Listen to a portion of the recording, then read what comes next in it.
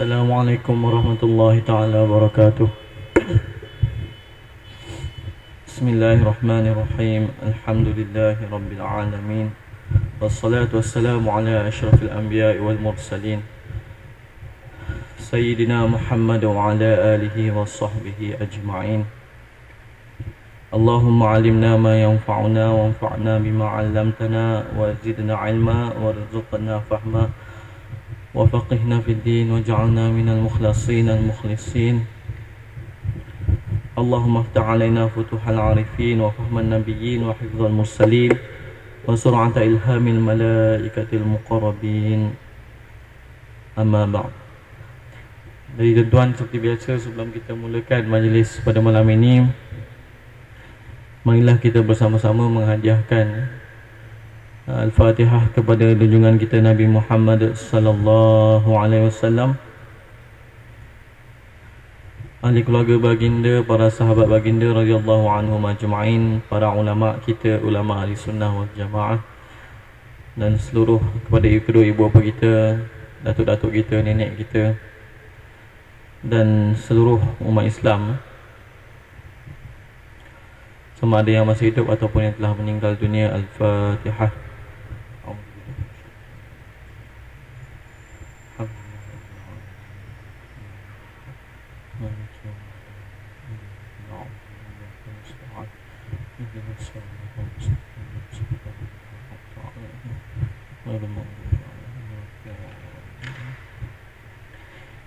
Jadi alhamdulillah tuan-tuan, pada malam ini kita akan menyambungkan pengajian kita. Tapi sebelum tu sukalah saya ingatkan bahawa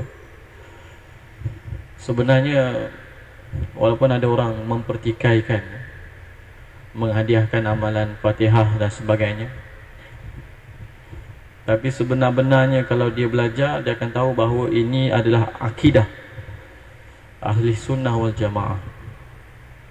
Disebut dalam kitab Akidah Imam Tahawi. Imam Tahawi dia satu zaman dengan Imam Abu Hasan Al-Ash'ari.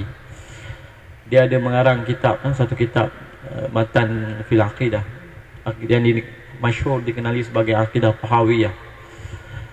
Akidah Tahawiyah ni merupakan penerangan kepada akidah tiga imam mazhab Hanafi, iaitu Imam Abu Hanifah, Imam Abu Yusuf, anak murid kanan kepada Imam Abu Hanifah, dan Imam Muhammad bin Hasan Asy-Syaibani. Jadi kalau kita baca di akhir Akidah Tahawiyah itu disebut bahawa, dan di antara akidah kami ialah doa dan manfaat sedekah sampai kepada si mati. Sedekah amalan itu sampai kepada si mati, dan ini Imam Tahawi letak dalam asas akidah. Maka tidak heranlah macam kita bincang pada waktu yang dahulu bahawa para a'imah, ulama-ulama Islam menyebutkan bahawa tidak ada khilaf apabila ada doa disebutkan kepada siapa kita nak hadiahkan, bukan semata-mata niat, tapi disebutkan, maka ijma' ulama' ia adalah sampai. Andai kata kita tidak menerima ijma' ini, maka jelaslah kita terkeluar daripada ahli sunnah wal jamaah. Yang ada khilaf sekiranya berniat sahaja tanpa ada doa, tanpa ada lafaz. Jadi alhamdulillah hari ini kita menyambung pengajian kita pada muka surat 82, iaitu tentang berselawat ke atas Nabi sallallahu alaihi wasallam selepas sembahyang fardu. Yang ini kita akan bincang sedikit. Hari itu sempat sentuh sedikit sahajalah, ya. Tuan-tuan, hari itu kita dah bincang tentang masalah bentuk-bentuk zikir. Kalau Imam Al-Ghazali, apabila dia sebut apa yang dimaksudkan zikir itu, ada 4. Pertama, zikrullah, yang terkandung asasnya adalah tahlil, selawat dan juga istighfar. Ini asas. Setiap orang dia kena ada amalan ni. Berapa banyak dia kena tahlil satu hari, berapa banyak tasbih, berapa banyak tahmid yang dia kena ada. Dia kena ada amalan juga berapa banyak selawat, dan dia kena ada amalan berapa banyak istighfar. Jadi ini zikir secara umum. Kemudian fikir. Kemudian fikir. Fikir antaranya kita kata pada kejadian langit dan bumi, kejadian diri sendiri, fikir di atas nikmat Allah Subhanahu wa taala. Sehingga kan kalau kita baca kisah para a'immah, para ulama dahulu, dihukum berbagai-bagai hukuman pun tetap berzikir, mengucap syukur pada Allah, alhamdulillah. Mata buta pun dia kata alhamdulillah, aku masih bernyawa. Tangan kodong, alhamdulillah, kaki masih ada.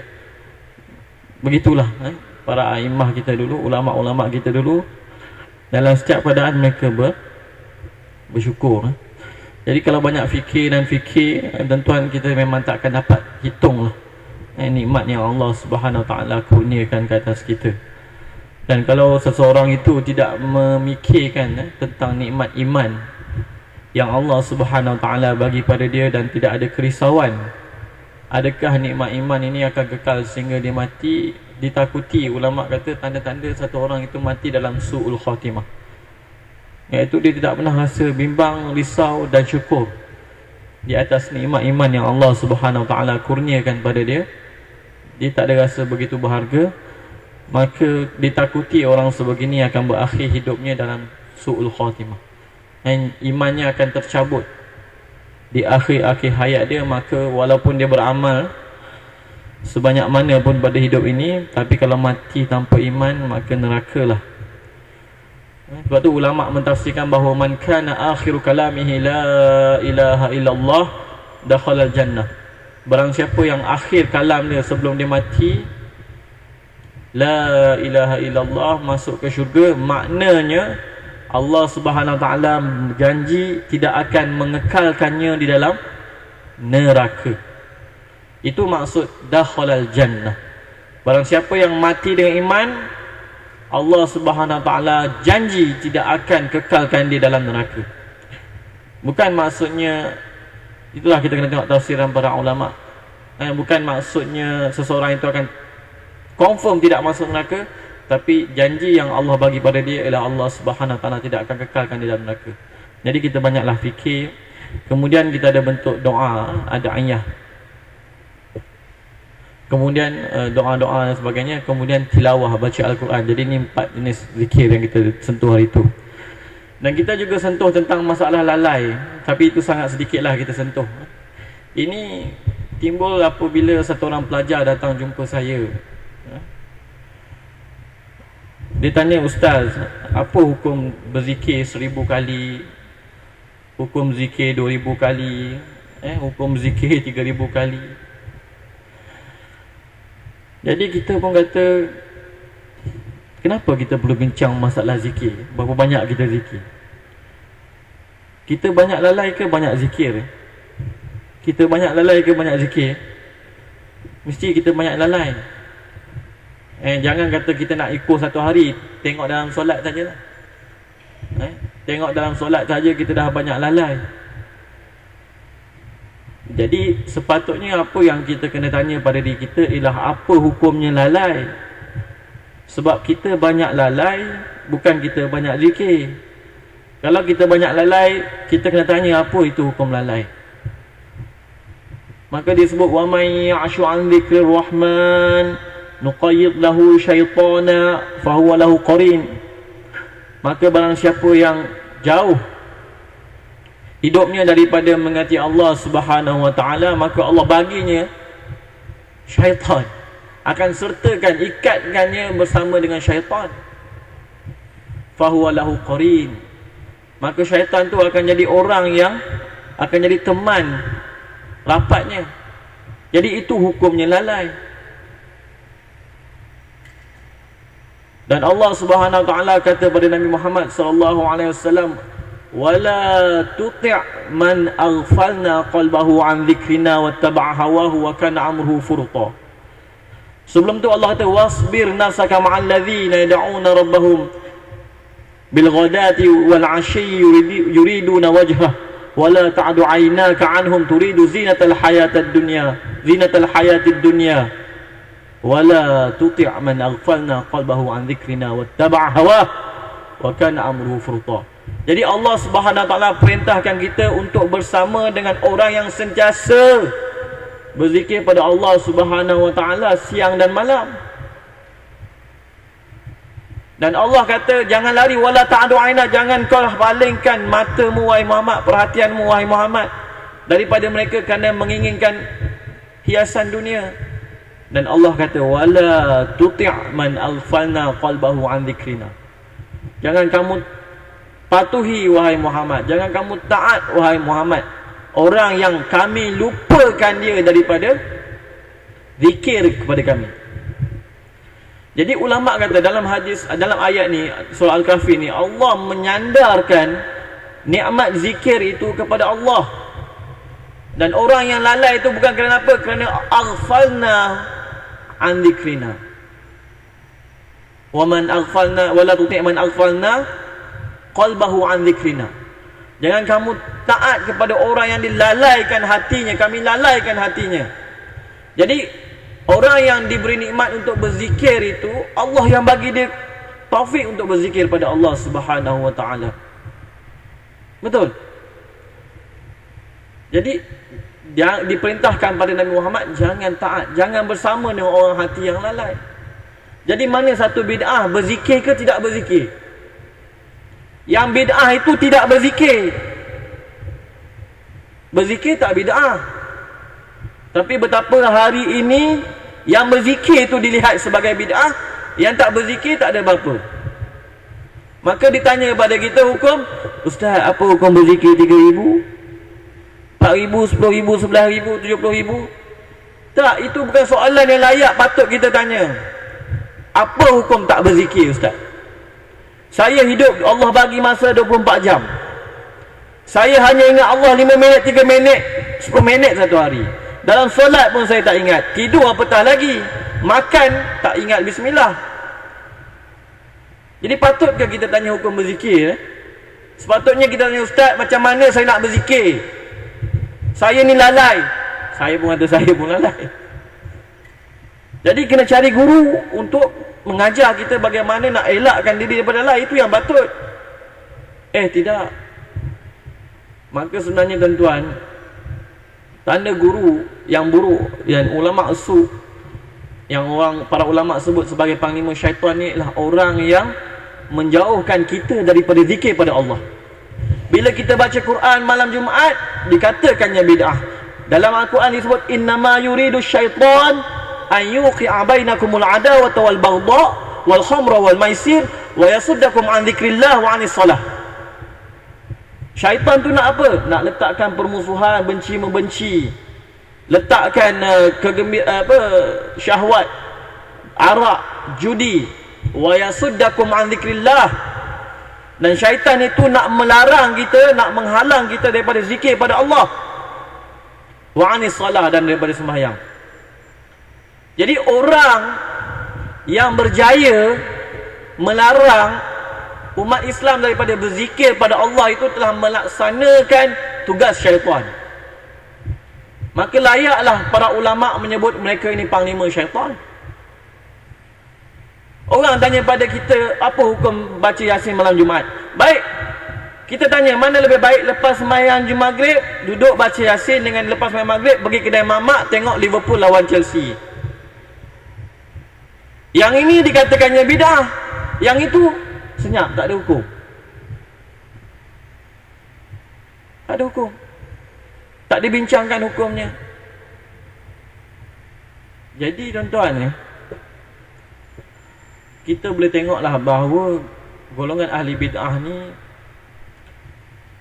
tanpa mereka sedari mungkin, mereka sangat-sangatlah memusuhi zikrullah. Jadi cuba tuan-tuan tengok dalam muka surat 82 tu, pembid'ah yang bersikap keras itu mendakwa amalan ini sebagai amalan yang bid'ah. Iaitu apa? Selawat selepas sembahyang fardu. Kita dah bincang minggu lepas juga tentang perkara ni.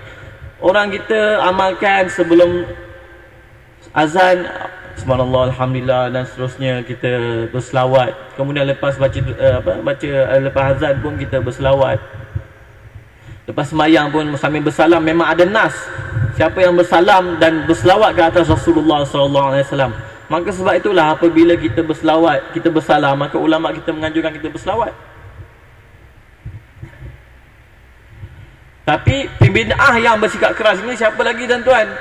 Syekh Abdullah Hafiz Al-Ghumari ini merujuk kepada Albani. Sebab apa? Oh, sebab Rasulullah tak buat, zaman Rasulullah tak ada, zaman salafus soleh tak ada. Betul ke tak ada tuan-tuan?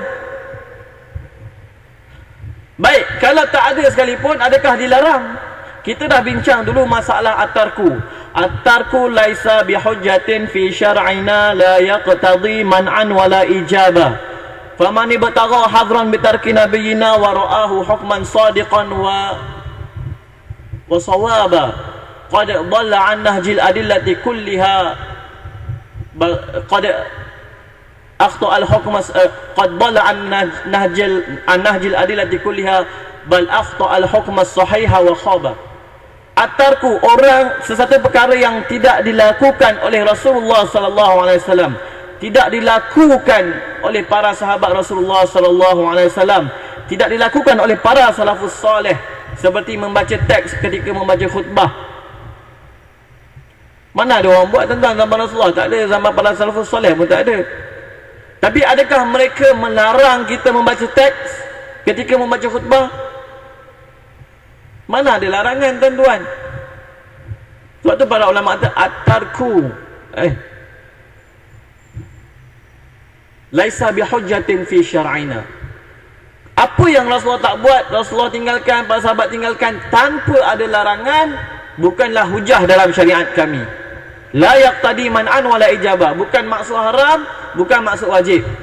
Bukan maksud Rasulullah tak baca teks, maka haram kita membaca teks, ataupun wajib kita baca khutbah tanpa teks. Sebab apa? Sebab tidak ada larangan. Faman ibtagha hadran bitarki nabiyina, barang siapa yang berhujah Rasulullah tak buat, Rasulullah tak buat, para salafus saleh tak buat, para salafin tak buat, qad wara'ahu hukman sadiqan wa sawaba, dan mengatakan bahawa ini adalah sumber hukum dan sebagainya, qad dhalla an nahjil adillati kulliha, maka tersesatlah dia daripada metodologi istinbat hukum dalil. Bal akhta al-hukm as-sahiha wa khaba, bahkan tersilap hukum dan rugilah dia. La hadra yumkinu illa in nahyun ata mutawaidan li mukhalifihi azaba aw dhammu fi'lin mu'dhinun bi'uqubatin aw lahzu tahrimin yuwakibu aba. Tidak boleh ada pengharaman, melainkan ada nahyun, ada larangan, mutawaidan li mukhalifihi azaba, yang menjanjikan kepada pelakunya, para pelawannya, azab. Au dhammu fi'lan mu'dhinun bi'uqubatin, ataupun mempunyai lafaz keji, mengeji perbuatan tersebut, mengatakan perbuatan tersebut najis contohnya, dan mu'dhinun bi'uqubatin, dan di sana ada penerangan tentang akibat yang buruk. Au lahzu tahrimin yuwakibu aba, ataupun di sana ada lafaz hurimat alaikum, ada lafaz tahrim. Jadi kalau tidak ada larangan, tidak ada kejian, tidak ada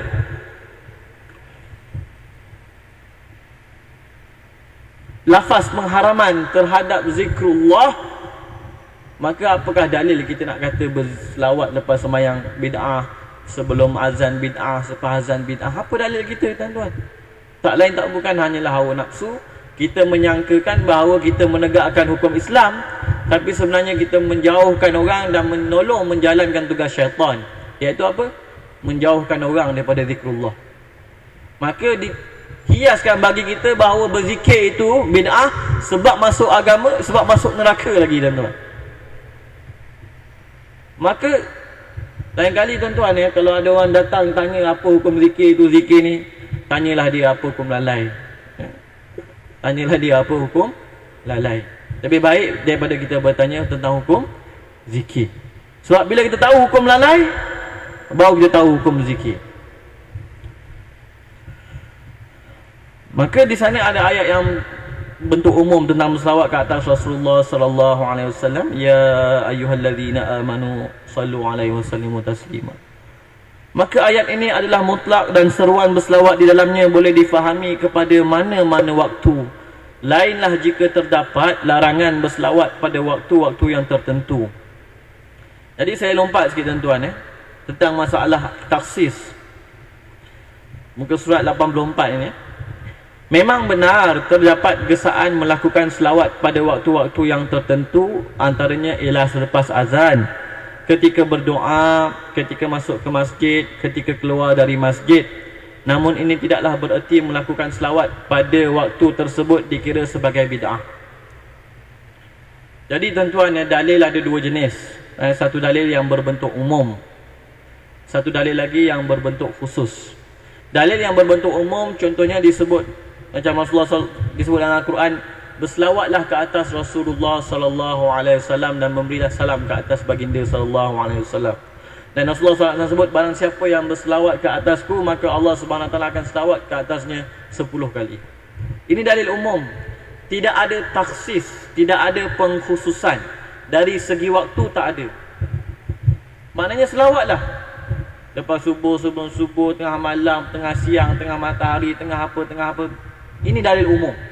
Tidak ada taksis zamani, tidak ada pengkhususan dari sudut masa. Dan ini memang kita tengok dalil yang sempurna, yang memang Allah SWT letakkan bagi zikrullah. Wazkurullaha katsira. Berzikirlah Allah banyak-banyak. Tak ada had. 1000, 2000, 3000, 4000. Berzikirlah pada Allah. Tak ada had. Siapa yang menghadkan itu yang ahli bid'ah. Jadi ahli sufi hadkan 14,000, 10,000 tu bukannya tujuan hadkan zikrullah, tapi itu sebagai wirid, sebagai benda yang sentiasa diulang-ulang menjadi latihan. Wirid, dia panggil wirid. Bila ada wirid, barulah ada warid. Bila ada warid, maka datanglah musyahadah. Barulah dapat melihat Allah Subhanahu wa taala dalam erti kata musyahadah. Bukan dalam erti kata melihat seperti Allah di syurga. Itu di akhirat sahaja, tuan-tuan.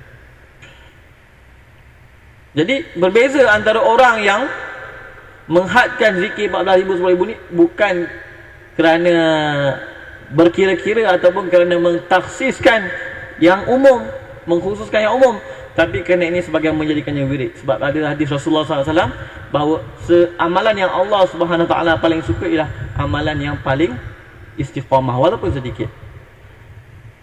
Mungkin hari ni berzikir 10,000, tiba-tiba esok zikir 1,000, 10,000 esok 1,000, 10,000 esok 1,000. Jadi yang istiqamah tu, yang 1,000 tu yang paling disukai oleh Allah Subhanahu Wa Taala. Tapi siapa nak lebih-lebih, tapi jangan sampai timbul rasa bosan. Itu dalil yang pertama, dalil yang berbentuk umum.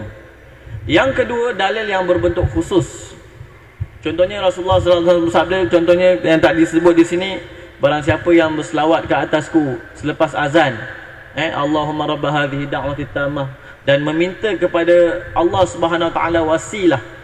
Apa itu wasilah? Maka kata Rasulullah SAW, wasilah itu adalah satu kedudukan di syurga yang tidak akan diberi melainkan kepada satu orang sahaja. Dan aku harap akulah yang akan mendapat wasilah tersebut. Dan Rasulullah SAW kata, barang siapa yang bermohon untukku wasilah selepas azan, maka wajiblah dia syafaatku di hari akhirat nanti.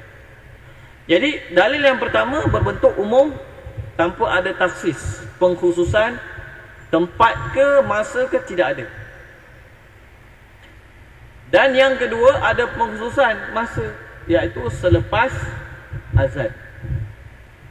Jadi kaedah dia, takhsisu ba'di afradil 'am bidzikr la yukhassisul 'am. Ada dalil yang berbentuk umum, ada dalil yang berbentuk khusus. Maka mengkhususkan sebahagian daripada umum tidak maksud mengkhususkan yang umum. Ini kaedah khusus fiqh sikit, tuan-tuan. Apa maksudnya? Ini timbul persoalan tentang pengkhususan ibadat. Saya tengok di Malaysia ni Wahabi tak membincangkan perkara ni, tapi kalau di negara Arab ada perbincangan tentang takhsisul ibadat. Dan guru saya, apa namanya, saya lupa sama ada Dr. Yusuf Zuyud ataupun Dr. Ibrahim Uqlah, yang menceritakan tentang masalah takhsisul ibadah. Apabila kecoh di Jordan tentang masalah takhsisul ibadah. Apa maksud takhsisul ibadah ni? Kita ada dalil yang umum. Contohnya berzikirlah banyak-banyak, bacalah Al-Quran, berselawatlah ke atas Rasulullah sallallahu alaihi wasallam. Maka di sana ada juga dalil yang berbentuk khusus. Contohnya Allah Subhanahu Wa Taala, sifat-sifat orang beriman itu beristighfar ketika waktu sahur. Dan ada di sini selepas azan disunatkan berselawat. Jadi ada orang dalam amalan dia mengkhususkan amalan yang umum pada waktu yang khusus. Contohnya baca Al-Quran. Dia kata, oh kita nak baca Al-Quran satu hari satu juzuk lah. Satu juzuk bersamaan dengan 2 hizib. Satu hizib bersamaan dengan 4 ain. Maka aku kena baca satu hari 8 ain. Kalau nak khatam, kalau nak habiskan masa satu juzuk. Nak habiskan Al-Quran satu juzuk satu hari. Jadi bila dibuat kira-kira, kalau aku baca Al-Quran 2 kali satu hari, maka setiap kali baca kena ada baca satu hizib. Satu hizib bersamaan dengan 4 ain. Jadi dia pilih dan dia buat keputusan bahawa dia baca Al-Quran lepas subuh satu ain, satu hizib. Selepas maghrib satu hizib. Andai kata dia terlepas wirid yang selepas subuh, dia akan cuba khatamkan wirid tersebut sebelum zuhur. Andai kata dia terlepas wirid selepas maghrib, itu wirid maksudnya amalan bacaan Al-Quran itu selepas maghrib, maka dia akan khatamkan pada waktu tengah malam. Jadi ini contoh pengkhususan ibadat. Kalau kita tanya bid'ah, satu ain tu pun bid'ah juga tuan-tuan. Satu hizib, satu juzuk. Satu juzuk saya tak pasti tuan-tuan. Hizib dengan ain. Hatta surah Al-Quran itu pun bid'ah dalam Al-Quran itu. Siapa yang letak tuan-tuan? Hajjaj Al-Thaqafi. Tapi bukan bid'ah dari segi nama. Nama itu adalah tauqifi. Memang telah ada pun dinamakan oleh Rasulullah SAW. Hanya isbat, hanya meletakkan nama. Sebab dalam Mashaf Osmani, Sayyidina Osman radhiyallahu an, tidak ada nama surah. Yang mula meletakkan surah ini pada zaman Hajjaj Al-Thaqafi. Maka itu bid'ah. Quran yang kita ada sekarang ni memang bid'ah. Tapi takkan kita nak kata bid'ah macam ni lah. Astagfirullah. Takkan kita nak kata bid'ah begini haram tuan-tuan. Jangan katakan nama surah. Barisnya, titiknya dimulakan oleh Khalil bin Ibrahim, tok guru kepada Imam Sibawai. Tapi tidak ada larangan daripada Rasulullah SAW. Kita balik kembali kepada masalah takhsisul ibadah. Ada orang dia mengkhususkan zikir. Ini tertib yang biasanya dibuat oleh para ulama sufi. Zikir sebelum subuh, zikir satu hari berapa ribu, selawat berapa ribu, istighfar berapa ribu, tahlil berapa ribu. Jadi berlakulah perbahasan bahawa oh ini adalah satu bentuk bid'ah. Maka dikatakan pengkhususan ibadat yang umum ni dikatakan sebagai satu bid'ah. Jadi dikata kalau kita mengkhususkan bacaan Yasin pada malam Jumaat, itu juga takhsisul ibadah dia kata. Kita membaca Yasin malam Jumaat, dia kata bid'ah. Sebab apa? Sebab kita mengkhususkan bacaan Yasin malam Jumaat. Kenapa? Kerana yang mengkhususkan, dalil khusus yang suruh kita baca pada hari Jumaat, malam dan siangnya ialah dalil surah Al-Kahfi. Dalil Yasin ni dalil umum. Yasin qalbu Quran, iqra'u Yasin ala mautakum, Yasin ini, Yasin itu, Yasin 5 quri'atlah dan sebagainya. Maka dia kata dalil Yasin ni umum. Mengkhususkan bacaan Yasin pada malam Jumaat itu, oh bid'ah dia kata. Kenapa? Kerana ini takhsisul ibadah. Tuan-tuan, kalau kita tengok wirid Imam Nawawi, Yasin ni dibaca satu hari 2 kali sekurang-kurangnya. Buka wirdul lazimat. Imam Nawawi dia ada wirid namanya wirdul lazimat, di antaranya lah. Di antaranya baca Yasin pagi, baca Yasin petang. Itu kalau wirid. Belum kita tengok para ulama kita masuk-masuk kereta tak sempat nak bertanya soalan. Al-Waqi'ah, auzubillah minasyaitan, baca Al-Waqi'ah. Tak sempat nak bertanya tuan-tuan. Lepas Al-Waqi'ah nak tanya lagi soalan, Alif Lam Sajadah, As-Sajadah, Allahu Akbar, baca lagi. Lepas tu dia tak tanyalah. Jadi satu hari tu dia baca Yasin tu, jangan kata sekali 2 kali tuan-tuan. Kita yang baca seminggu sekali ni pun dikatakan bid'ah. Kalau kita baca setiap kali, satu hari dua kali, tak tahulah dia katakan bid'ah kubra ke apa, tak tahulah tuan-tuan. Jadi apa hukum mengkhususkan amalan yang datang dalilnya secara umum? Apa salahnya tuan-tuan? Tidak ada. Yang dimaksudkan mengkhususkan amalan yang diharamkan oleh para ulama, yang diharamkan dalam perbincangan fiqh, iaitu mengkhususkan ibadat pada sesuatu masa dan mengharamkannya pada waktu yang lain. Jadi kata guru saya, yang diharamkan itu sekiranya pengkhususan itu membawa maksud mengharam pada waktu yang lain. Sebab ini merupakan pengkhususan syariat. Contohnya syariat mengkhususkan tawaf itu hanya boleh dilakukan di sekitar Kaabah. Maka diharamkan tawaf daripada tempat-tempat yang lain. Jadi satu orang yang mengkhususkan ibadat dia, malam Jumaat baca Yasin, malam Sabtu baca Alif Lam Sejadah, malam ini baca Al-Mulk, malam esok baca Al-Kahfi, malam ini baca itu. Tiap-tiap minggu dia khususkan. Bid'ah ke tuan-tuan? Ya, bid'ah. Tapi adakah bid'ah yang diharamkan? Tidak. Sebab apa? Kalau kita tanya dia, adakah dia mengharamkan zikir ini, bacaan Quran tersebut di hari yang lain? Apabila kita mengkhususkan amalan membaca Yasin pada malam Jumaat, adakah kita mengharamkan ke atas diri kita membaca Yasin di malam yang lain? Mana ada tuan-tuan? Tak ada. Kalau kita khususkan pada malam Jumaat dan kita haramkan membacanya pada malam ataupun siang hari yang lain, maka inilah yang dikatakan oleh para fuqaha tafsis ibadah yang haram, iaitu mengkhususkan dan mengharamkan. Kalau kita hanya mengkhususkan semata-mata, contohnya pada malam ini pengkhususannya ialah tentang isu-isu bid'ah. Tiap-tiap hari Sabtu malam Jumaat, Jumaat malam Sabtu, perbincangan tentang masalah bid'ah. Tiap-tiap malam. Apa bedanya dengan kita mengkhususkan malam Jumaat untuk baca Yasin, tuan-tuan? Bid'ah ke? Tidak. Sebab apa?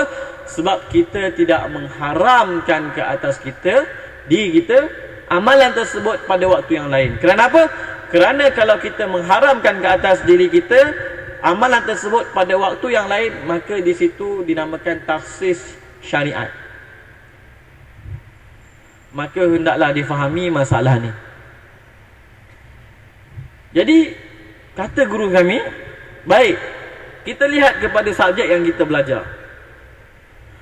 Kita ada jadual setiap minggu daripada pukul 8 hingga pukul 10 pagi, subjek contohnya fiqh ibadat.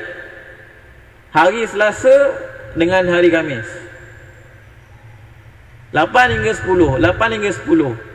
Tiap-tiap minggu berlaku pengkhususan ini, tuan-tuan. Fiqh ibadat 8 hingga 10, hari Selasa, hari Khamis. Ini pengkhususan tak, tuan-tuan? Memang pengkhususan. Tapi adakah ini pengkhususan yang diharamkan oleh syariat? Tidak. Jadi kenapa kita haramkan bacaan Yasin? Kita tak haramkan menyusun jadual untuk belajar agama, tuan-tuan. Jadi begitulah juga kepada pengkhususan wirid. Wirid ini baca hari Selasa, wirid ini baca hari Rabu, wirid ini baca hari Isnin, wirid ini baca hari ini, ada Hizbul Yaum, ada amalan Dalailul Khairat, zikir Imam Ghazali. Jadi ini bukanlah pengkhususan yang diharamkan. Jadi tak boleh kita mengatakan mengkhususkan amalan yang umum itu adalah bid'ah, melainkan seseorang itu mengharamkan amalan tersebut pada waktu yang lain. Lihatlah golongan ini, tuan-tuan. Mereka mengharamkan amalan tersebut pada waktu-waktu tertentu, sedangkan waktu tersebut dinaungi oleh dalil yang umum. Maka mereka mengkhususkan dalil yang umum tanpa ada dalil. Maka ini adalah hukum yang berdasarkan hawa nafsu, tuan-tuan.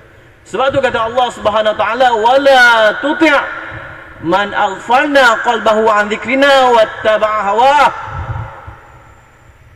Orang yang dilalaikan hatinya daripada mengingati Allah Subhanahu Wa Taala ni, tuan-tuan, wattaba'a hawah, maka mereka mengikut hawa nafsu mereka, wa kana amruhu furuta, dan urusan mereka tu berpecah-pecah, berselerak. Jadi apa salahnya berselawat, tuan-tuan? Tak salah. Bahkan kita kata alhamdulillah, masa kita yang Allah bagi pada kita ini dapat kita tunaikan, isikan dengan selawat. Alhamdulillah. Banyak lagi masa yang kita lalai. Inilah masa yang kita ingat pada Allah, tapi inilah masa yang dimusuhi oleh golongan-golongan pembid'ah. Inilah masa yang dibenci oleh golongan-golongan pembid'ah. Mereka merasakan mereka membela agama Allah. Tak, mereka memainkan peranan syaitan. Innama yuridu syaitan ayuqi'a bainakumul adawata wal baghdha wal khamra wal maisir wa yasuddakum an dzikrillah wa 'anis shalah. Syaitan tu nak melalaikan kita daripada zikir pada Allah Subhanahu wa taala, dan dia berjaya memasukkan waswasah, masukkan rasa was-was, sehingga kan pada hari ini orang nak beribadat merasa takut. Nak baca Yasin takut, tuan-tuan. Takut masuk neraka, takut sesat. Astaghfirullahaladzim. Itu yang saya selalu pesan, tuan-tuan. Allah Subhanahu wa taala tutup Al-Quran itu dengan perlindungan daripada penyakit waswasah tu, kerana waswasah ni sangat membahaya, tuan-tuan. Nak berzikir jadi takut, nak baca Quran jadi takut. Student kan, dia takut. Tu saya kata, nak pergi pertama kompleks tak takut, nak pergi tengok wayang tak takut, nak pergi dating tak takut, tapi nak baca Yasin malam Jumaat ketakutan, tuan-tuan. Nak berzikir lepas solat ketakutan. Nak tengok Liverpool lawan Chelsea tak takut pun, relax, dia tenang. Tapi nak buat ibadat ketakutan. Itu tanda waswasah iblis, waswasah syaitan dah masuk dalam hati, tuan. Jadi janganlah kita menjadi orang yang memainkan peranan syaitan. Ada beberapa ustaz yang kami dengar mengajar di surau-surau, di masjid-masjid, dan sejak dia mengajar itu maka orang meninggalkan bacaan Yasin. Masya Allah. Berjayalah dia memainkan peranan syaitan. Wa yasuddakum an dzikrillah. Maka ditakuti Al-Quran tersebut akan mendakwa dirinya di akhirat. Kalaulah Al-Quran mendakwa, ya Allah, sejak si Fulan bin si Fulan tu datang mengajar di masjid BBN ni, maka orang masjid BBN ni meninggalkan aku, ya Allah. Siapalah nak mempertahankan kita, tuan-tuan, kalau Al-Quran menjadi pendakwa, bukan peguam bela, pendakwa kita di akhirat nanti. Dan apa kita nak dicakap di hadapan Allah, kalaulah kerana kita orang meninggalkan zikrullah, dan kerana kita lah orang meninggalkan kalamullah.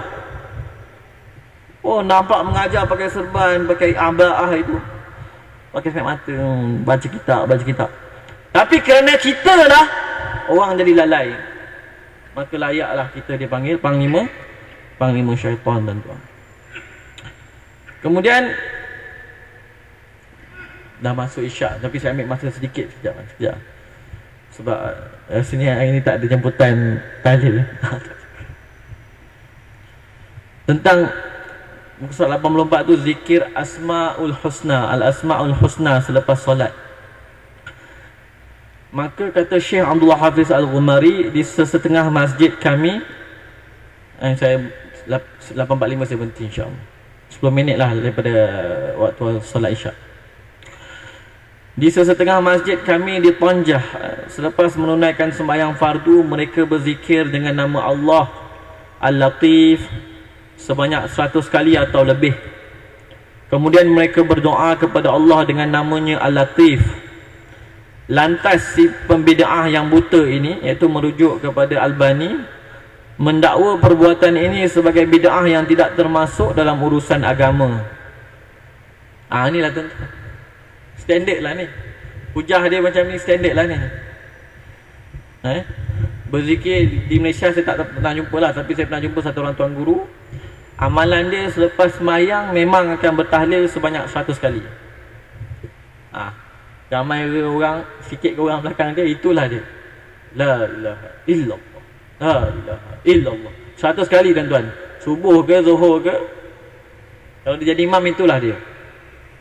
Dan tuan-tuan ya, apabila kita bersembahyang di belakang imam, jangan kita bangkit sebelum imam bangkit daripada tempat sembahyangnya. Kita kena pelihara adab dengan imam seperti mana para sahabat memelihara adab dengan Rasulullah. Dan rahsianya adalah siapa yang memelihara adab dengan guru, siapa yang memelihara adab dengan imam, maka dia akan berjaya memelihara adab dengan Allah Subhanahu Wa Taala. Ini rahsia dia. Tetapi golongan ahli bid'ah tak mengerti hal ni, tuan-tuan. Maka hari ni kita tengok lepas sembahyang, Assalamualaikum warahmatullahi, Assalamualaikum warahmatullahi. Yang tengah hilang, dari lompong ini hilang. Mana adab kita, tuan-tuan? Para sahabat tak bangun kalau Rasulullah tak bangun. Mana adab kita? Dan barang siapa tidak menjaga adab, maka disebut tak akan mencapai ma'rifatullah. Orang yang membuat amalan dapat pahala, tapi orang yang menjaga adab, dia akan mendapat cinta pada Allah, dia akan mendapat ma'rifatullah. Itu belum lagi dilihat kepada ialah ganjaran pahala yang melimpah-limpah. Jadi sebab tu setengah para ulama apabila dia mengajar, kadang-kadang dia minta anak murid dia datang bawa air, dia tak minum pun. Dia mengajar, bawa air. Anak murid dia datang bawa. Dia nak tengok, tuan-tuan, bagaimanakah satu orang itu beradab dengan guru dia.